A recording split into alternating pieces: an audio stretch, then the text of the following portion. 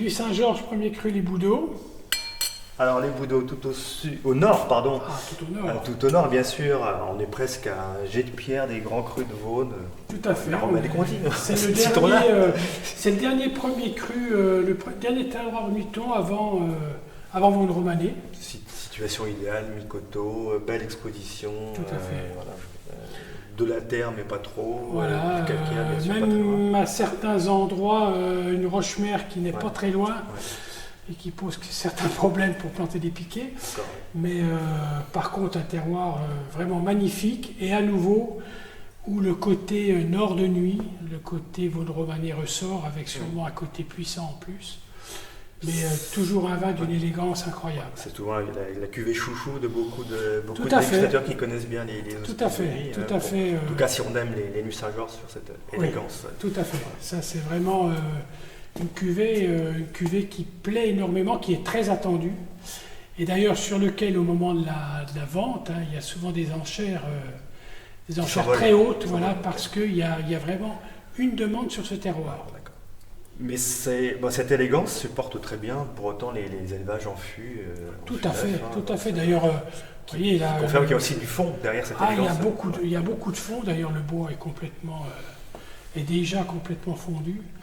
Et c'est des vins riches. Mais alors par contre d'une souplesse et d'une rondeur.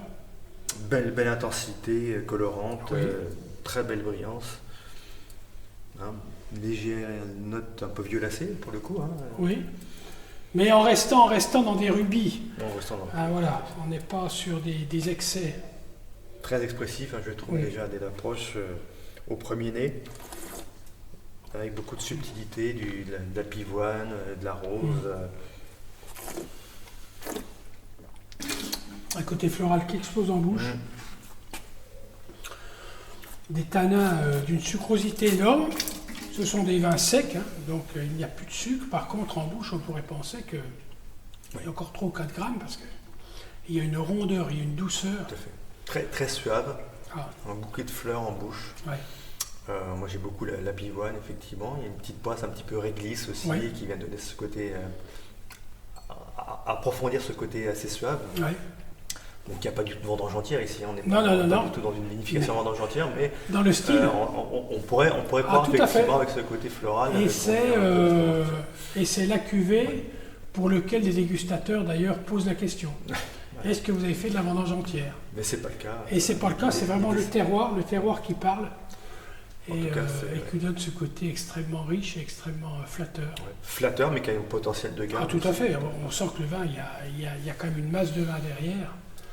Qui est là et qui ne demande qu'à évoluer pendant l'élevage et puis ensuite qui va nous donner des vins extrêmement longs dans le temps. Donc, la seule chose qu'on peut regretter, c'est qu'il y en ait peu à cette vente. Voilà, là on est à nouveau sur ce millésime de 824 avec une seule pièce.